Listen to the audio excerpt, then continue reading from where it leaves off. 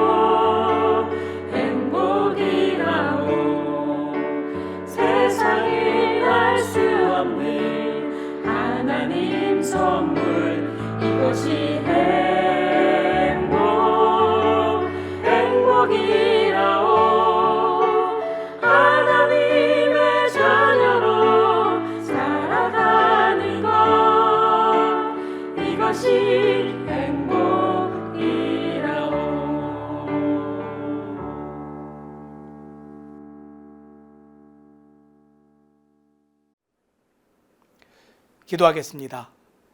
하나님 감사를 드립니다. 오늘 이 저녁 시간에 저희들이 모여서 정말 하나님 말씀을 가지고 온 가족이 말씀을 중심으로 또 둘러앉게 하여 주시니 감사를 드립니다. 드려지는 이 예배로 말미암아서 하나님께서 정말 기뻐하시고 원하시는 삶으로 사라지고 하나님께 정말 영광이 되는 삶으로 살아가는 우리 모든 가족이 될 수 있도록 주님 도와주시옵소서. 특별히 오늘 이 자녀들을 잘 신앙으로 교육하고 양육하는 일에 관심을 가지고 또 말씀을 듣고 그 말씀을 또 삶에 또 들이워서 적용하여 또 살아가는 또 귀한 가정들이 될 수 있도록 주님 도와주시옵소서.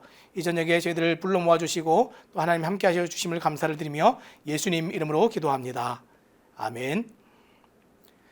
찬송 한 곡 더 부르겠습니다.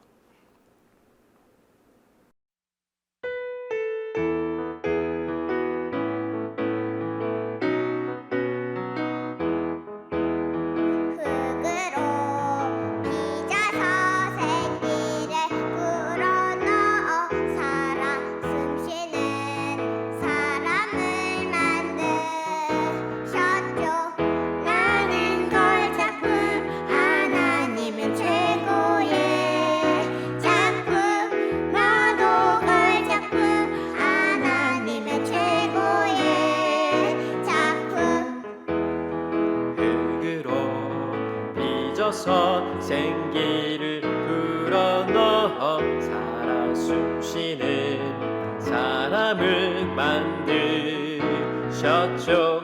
나는 걸작품 하나님의 최고의 작품. 너도 걸작품 하나님의 최고의 작품.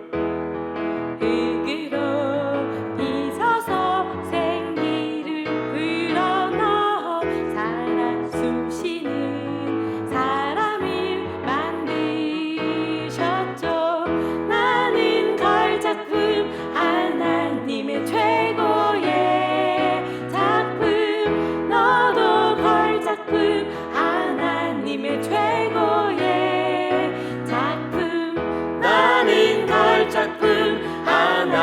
하나님의 최고의 작품 너도 갈 작품 하나님의 최고의 작품. 오늘 함께 나눌 하나님 말씀은 디모데후서 3장 10절부터 17절까지 말씀입니다. 성경이 있으신 분들은 가정에서 함께 따라 읽어주시기 바랍니다. 나의 교훈과 행실과 의향과 믿음과 오래 참음과 사랑과 인내와 박해를 받음과 고난과 또한 안디옥과 이고니온과 루스드라에서 당한 일과 어떠한 박해를 받은 것을 내가 과연 보고 알았거니와 주께서 이 모든 것 가운데서 나를 건지셨느니라. 무릇 그리스도 예수 안에서 경건하게 살고자 하는 자는 박해를 받으리라. 악한 사람들과 속이는 자들은 더욱 악하여져서 속이기도 하고 속기도 하나니 그러나 너는 배우고 확신한 일에 거하라. 너는 내가 누구에게서 배운 것을 알며 또 어려서부터 성경을 알았나니 성경은 능히 너로 하여금 그리스도 예수 안에 있는 믿음으로 말미암아 구원에 이르는 지혜가 있게 하느니라.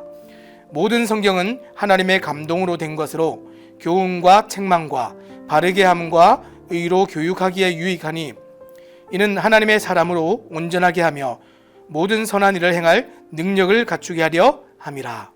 아멘. 오늘 말씀은 사도 바울이 순교 직전인 생애 마지막에 에베소에서 목회하고 있는 디모데에게 쓴 편지입니다. 당시 교회의 상황은 네로 황제의 박해가 있었고 바울 자신도 로마의 감옥에 있었는데 1차 로마 구금 때와는 달리 석방을 기대하기가 어려운 상황이었습니다. 바울의 처형이 임박했고 많은 사람들이 자신도 박해받을지 모른다는 두려움 때문에 대부분이 바울을 버렸습니다. 가뜩이나 어려운 상황 속에서 디모데가 목회하는 에베소 교회는 거짓 선생들이 들어와 거짓된 메시지를 전하며 교회를 더 혼란스럽게 했습니다.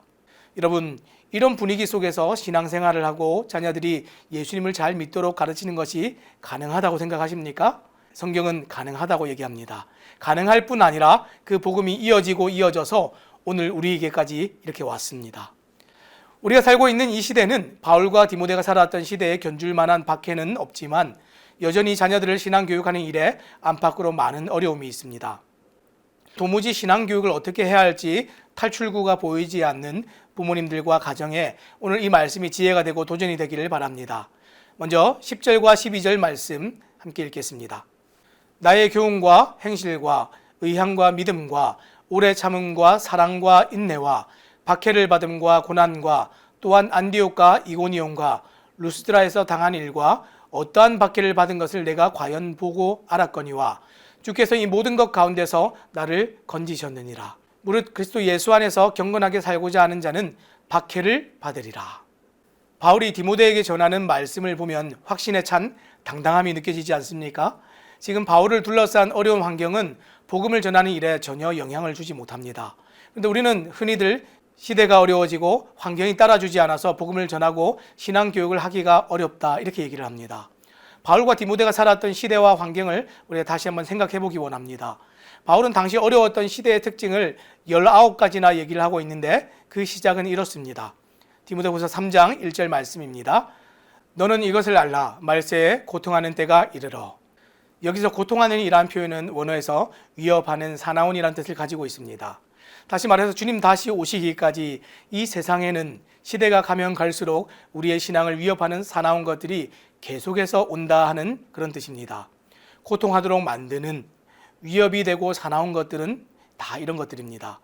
디모데후서 3장 2절에서 4절까지에 보니까 이 19가지의 고통하게 만드는 특징들이 있는데 이런 것들입니다.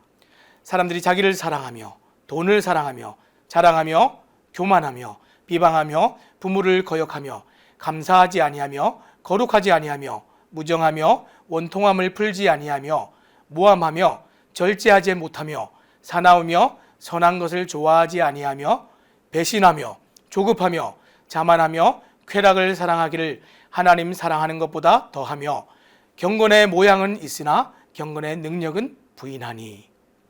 이 19가지는 사실 세상의 가르침이고 거짓 선생들의 가르침입니다.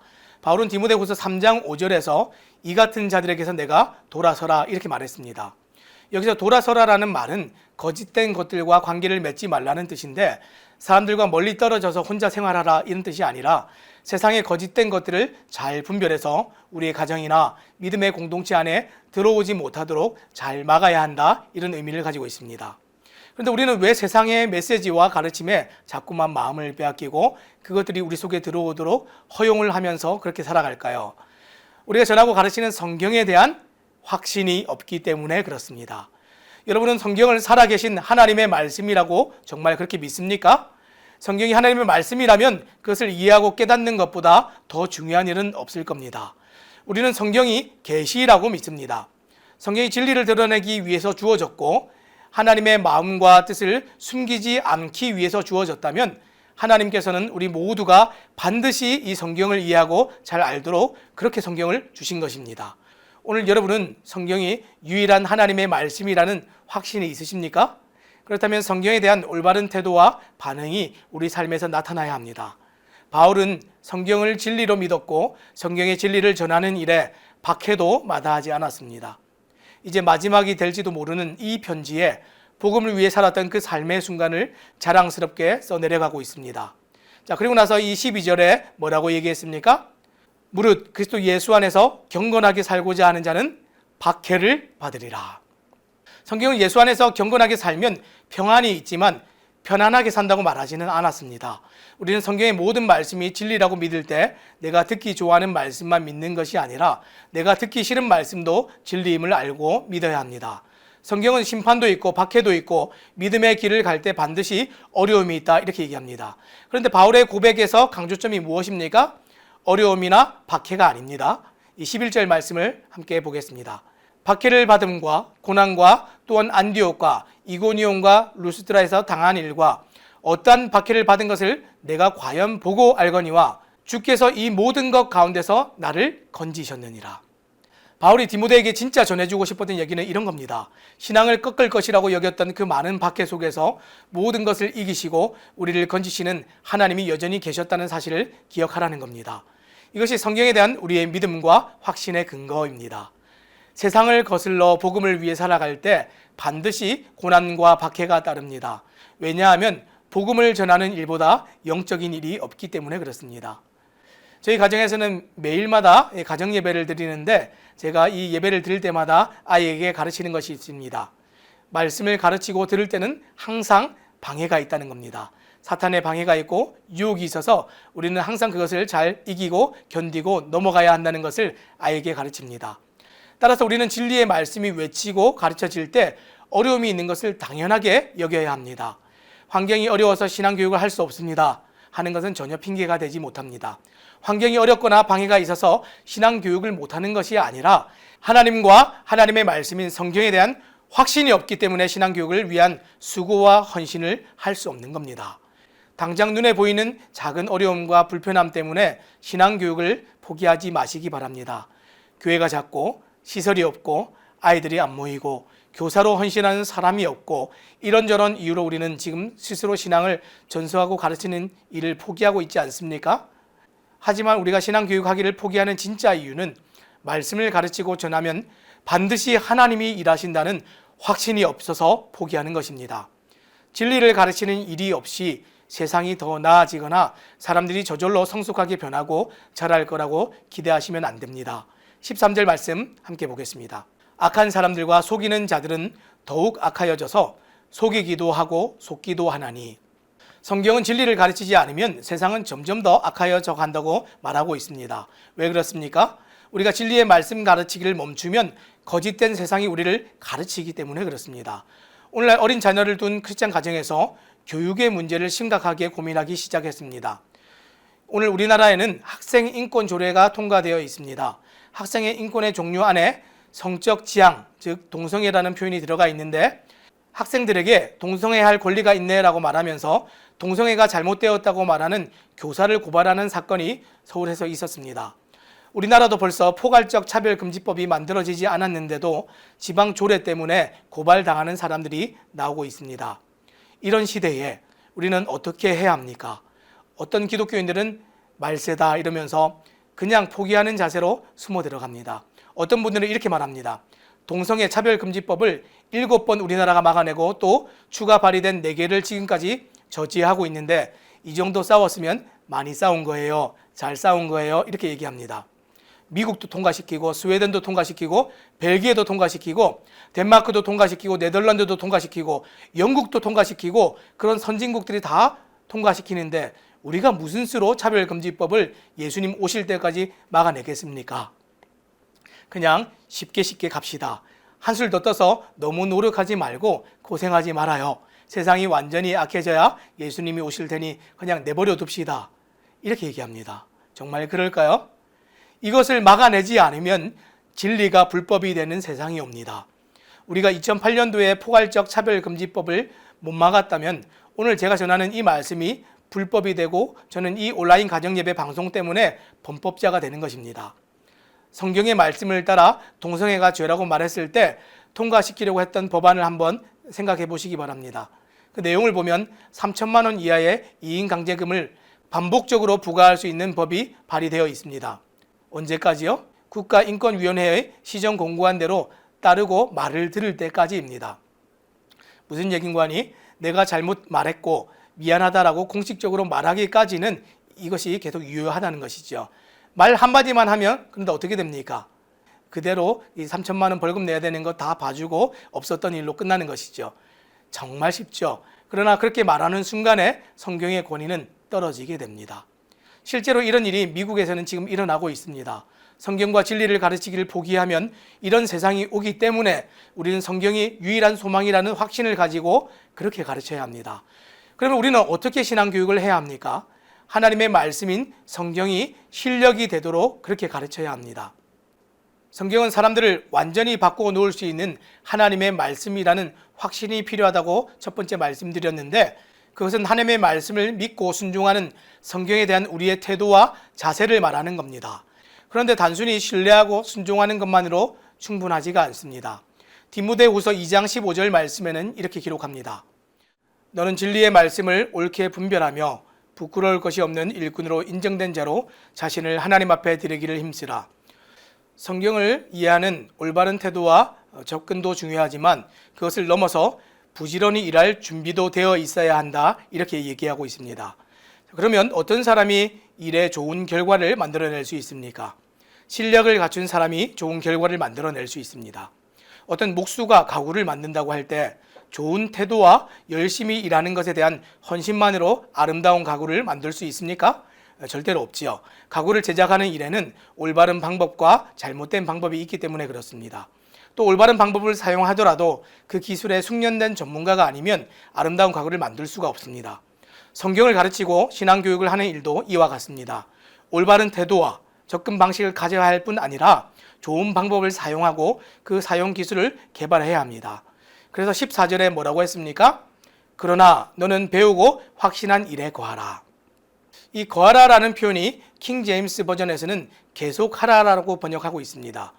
누군가는 성경을 계속해서 가르쳐야 하고 또 누군가는 성경을 계속해서 배워야 하는 것입니다. 성경에서 이것을 강조한 책이 신명기입니다. 신명기는 출애굽 이후 40년간의 광야 여정을 마친 모세가 광야에서 새로 태어난 신세대 이스라엘 백성을 위해 광야 생활을 회고하며 약속의 땅 가나안 땅에서 지켜야 할 법을 세 차례 긴 설교를 통해 가르치는 내용입니다. 그때 가르치는 방법이 무엇입니까? 계속해서 가르치는 것이 신명기 6장 4절부터 9절까지 우리가 쉐마라고 잘 알려져 있는 내용입니다. 신앙교육을 위해 성경을 가르치는데 때와 장소와 상황을 불문하고 마음과 뜻과 힘을 다해 계속해서 가르치는 것입니다. 하지만 가르치기를 멈추거나 포기하면 어떻게 됩니까? 사사기가 그것을 잘 보여줍니다. 사사기 2장 7절 말씀입니다. 백성이 여호수아가 사는 날 동안과 여호수아 뒤에 생존한 장로들 곧 여호와께서 이스라엘을 위하여 행하신 모든 큰 일을 본 자들이 사는 날 동안에 여호와를 섬겼더라. 또 사사기 2장 10절 말씀도 함께 보겠습니다. 그 세대의 사람도 다 그 조상들에게로 돌아갔고 그 후에 일어난 다른 세대는 여호와를 알지 못하며 여호와께서 이스라엘을 위하여 행하신 일도 알지 못하였더라. 더 이상 성경을 가르치는 자가 없고 배우는 자도 없고 신앙교육이 포기되고 멈췄을 때 어떻게 되었습니까? 하나님도 알지 못하고 하나님께서 베푸신 구원의 놀라운 일과 은혜도 다 잃어버렸습니다. 그러면 우리는 성경을 실력으로 무장하고 살아가는 자녀를 어떻게 길러내야 합니까? 첫 번째, 정말 실력 있는 누군가로부터 배워야 합니다. 14절 하반절에 보니까 이렇게 기록되어 있습니다. 너는 내가 누구에게서 배운 것을 알며. 디모데는 성경을 누구에게서 배웠습니까? 바울과 다른 사도들 뿐 아니라 경건한 외조모 로이스와 어머니 유니게에게 가르침을 받은 3대째 그리스도인입니다. 디모데후서 1장 5절 말씀해 보니까 이는 내 속에 거짓이 없는 믿음이 있음을 생각함이라. 이 믿음은 먼저 내 외조모 로이스와 내 어머니 유니게 속에 있더니 내 속에도 있는 줄을 확신하노라. 디모데에게 성경을 가르친 사람들은 다 어떤 사람들입니까? 성경에 실력이 있는 사람들입니다. 따라서 자녀를 신앙교육하기 위해서는 바울과 같은 좋은 선생님도 필요하고, 더 좋은 것은 디모데의 어머니와 할머니처럼 가정의 부모님과 어른들이 성경에 실력이 있는 사람이 되어야 올바른 신앙교육을 잘 할 수 있습니다. 두 번째, 성경을 실력으로 무장하고 살아가는 자녀를 어떻게 길러냅니까? 15절 말씀입니다. 또 어려서부터 성경을 알았나니 성경은 능히 너로 하여금 그리스도 예수 안에 있는 믿음으로 말미암아 구원에 이르는 지혜가 있게 하느니라. 어떻게 길러냅니까? 어려서부터 가르쳐야 합니다. 잠언 22장 6절 말씀에는 마땅히 행할 길을 아이에게 가르치라. 그리하면 늙어도 그것을 떠나지 아니하리라. 이렇게 말하고 있습니다. 신실한 유대인 부모들은 자녀들이 5살이 되면 구약의 진리를 가르치기 시작합니다.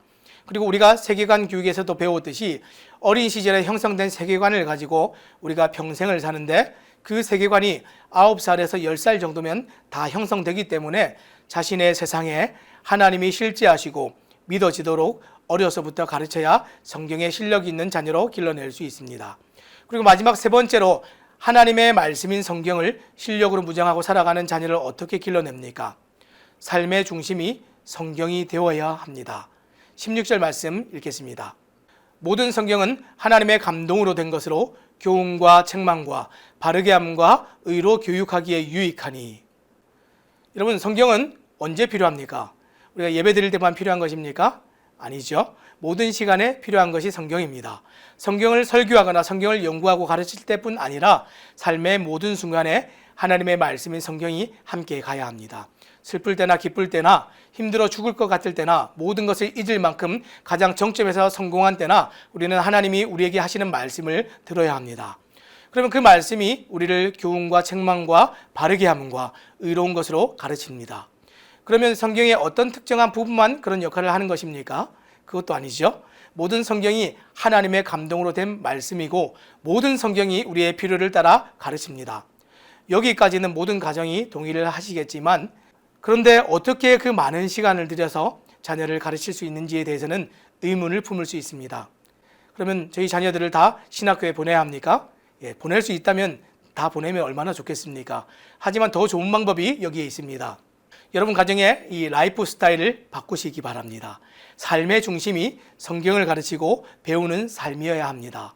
저도 처음에는 이것을 잘 이해하지를 못해서 가정들이 예배하도록 이 컨텐츠와 커리큘럼들을 제공을 하고 열심히 관리를 해줬습니다. 그런데 어떤 일이 일어나는지 아십니까? 성경을 가르치고 배우고 가정 예배를 드리는 일이 도리어 우리를 지치게 만들고 엄청난 부담이 되었습니다. 결국에는 저희 가정도 지쳐서 나가 떨어지고 말았습니다. 왜냐하면 삶의 중심이 바뀌지 않고 기존의 삶의 방식에 예배하고 성경을 가르치는 한 가지 일을 더했기 때문에 일만 늘어났고 도리어 피곤함만 더하게 만들었습니다. 먹고 살기 위해서가 아니라 어제보다 오늘 성경을 더 깊이 이해하고 알므로 살아가는 전환이 필요합니다. 이것은 마치 결혼을 하여서 남편과 아내 부부만 살다가 아이가 이 가정에 태어나면서 삶의 모든 것이 아이 중심으로 돌아가는 것과 비슷합니다. 아이가 밥을 먹을 때 함께 밥을 먹고, 아이가 잠잘 때 잠을 자고, 아이가 일어날 때 함께 일어납니다. 그래서 부부의 생활 방식을 그대로 유지하면서 일정 시간만 아이를 위해서 띄워놓고 배정할 수 없듯이 신앙교육은 삶의 중심에 성경을 놓고 살아가는 것으로부터 시작합니다. 아무런 변화 없이 나의 라이프 스타일을 고수하고 자녀를 훈계할 때만 잠깐 성경을 사용한다면 우리는 절대로 성경으로 무장한 자녀를 길러낼 수 없습니다. 오늘 가정에서 신앙교육을 어떻게 하고 계십니까? 제가 오늘 크게 두 가지를 나누었습니다. 첫째는 성경이 하나님의 말씀이라는 확신이 있어야 합니다. 두 번째는 부모나 자녀 모두가 성경에 실력이 있는 사람들이 되어야 합니다. 성경에 실력이 있으려면 어떻게 해야 합니까? 첫 번째는 정말 실력 있는 누군가로부터 배워야 하고, 두 번째는 어려서부터 자녀를 가르쳐야 합니다. 그리고 마지막 세 번째는 삶의 중심이 성경이 되어야 합니다. 이렇게 가르쳤을 때 열매가 무엇입니까? 오늘 마지막 27절입니다. 이는 하나님의 사람으로 온전하게 하며 모든 선한 일을 행할 능력을 갖추게 하려 함이라. 이렇게 가르쳤을 때 비로소 온전하게 됩니다. 여기서 온전하게라고 표현된 원어는 무장한 군사를 뜻합니다. 진짜 하나님이 주신 성경에 실력 있는 사람이 되어 하나님이 기뻐하시는 일을 행할 능력을 갖추게 되었다는 것을 뜻합니다. 이것이 우리의 성경 교육과 신앙 교육에 대하여 그리는 청사진입니다. 말씀을 맺겠습니다. 새삼침례교회 모든 가정의 부모님들께 부탁드리겠습니다. 절대로 자녀들을 포기하지 마시기 바랍니다. 지금 놓아버리면 더 편할 수 있지만 돌이킬 수는 없습니다. 성경보다 세상의 거짓된 삶의 방편을 선택하고 쫓는 어리석음이 우리 중에는 없기를 바랍니다. 진짜 제대로 된 교육은 살리는 교육이어야 합니다. 오늘 자녀들의 신앙이 살아있지 못하다면 오늘 말씀을 돌아보아서 하나님께서 성경을 통하여 우리 가정에 하시는 말씀을 가슴에 잘 새기시기를 바랍니다. 찬송 한 곡 부르겠습니다.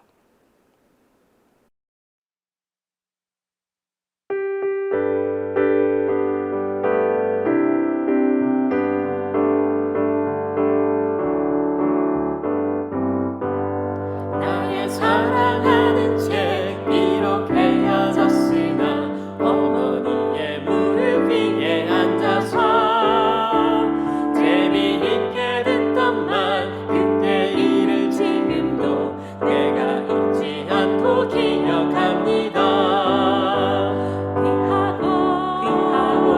귀하다 우리 어머니가 들려주시던 재미있게 듣던 말 이 책 중에 있으니 이 성경심이 사랑합니다.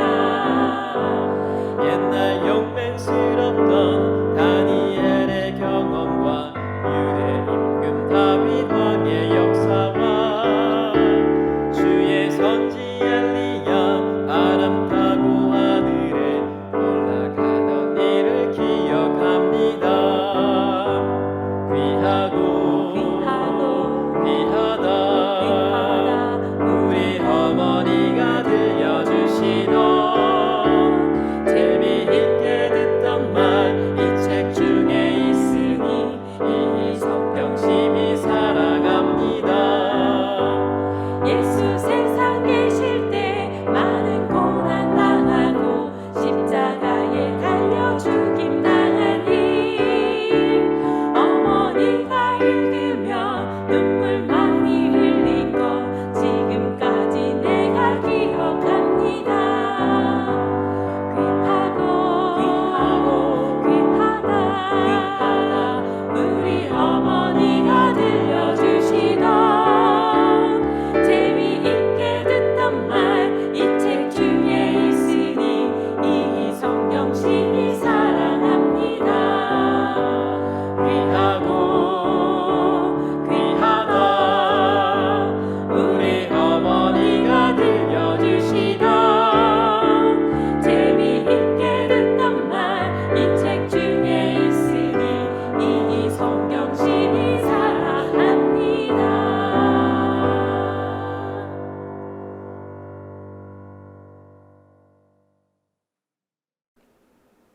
기도하겠습니다. 하나님, 시대가 악하여져 가고 또 세상의 풍조가 하나님 말씀에서 우리의 자녀들을 점점 더 멀어지게 만들고 있는 이 시대를 살고 있습니다.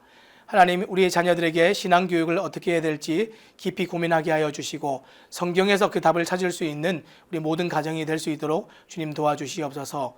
성경이 능히 우리의 자녀들을 바꿔내고 변화시킬 수 있고 구원할 수 있다는 확신을 가지고 하나님 가르칠 수 있도록 힘 도와주시옵소서. 이 성경을 가르치기 위해서 우리의 부모들이 실력을 갖추고 이 성경을 깊이 연구하고 알아서 자녀들을 잘 가르칠 수 있도록 모든 상황과 환경을 주님 붙들어 주시옵소서. 오늘 이 말씀이 우리 가슴에 새겨져서 또 우리 자녀들에게 신앙이 이양되는 귀한 일들이 이 믿음의 공동체 가운데 있을 수 있도록 주님 선하게 이끌어 주시옵소서. 감사를 드리며 예수님 이름으로 기도합니다. 아멘. 오늘 말씀 잘 들으셨죠? 이 말씀을 가슴에 새겨서 정말 이 악한 시대 가운데 우리의 자녀들을 세상에 빼앗기지 않기를 원합니다. 먼저는 정말 이 성경을 잘 아는 것, 확신하는 것, 성경이 능히 우리의 자녀들을 바꿔낼 수 있고 구원할 수 있다는 사실을 잊지 마시기 바랍니다. 그리고 이 성경이 우리가 정말 대안이 되고 해답이라고 여기신다면 오늘부터라도 괜찮습니다. 이 성경을 깊이 알고 연구하고 어찌하든지 우리의 평생에 알게 되어진 이 사실들을 깨닫게 된 거, 믿게 된 것을 자녀들에게 잘 전달하고 전수하여서 우리의 자녀들이 이 부모들이 없는 그 시간들 동안에도 하나님을 의지하면서 함께 동행하며 의뢰하며 걸어가는 귀한 일들이 이 믿음의 공동체 가운데 있어지길 원합니다. 특별히 잠자리에 드실 때에 오늘 말씀을 자녀들과 함께 나누시고 정말 이 자녀들이 정말 하나님 말씀 앞에서 또 살아가는 일이 가능하여지도록 또 그렇게 기도해 주시고 축복하여 주시며 또 오늘 밤을 또 그렇게 마무리하면 좋을 것 같습니다. 이 밤에 정말 자녀들과 기쁜 시간 보내시고 평안한 밤 되시기 바랍니다.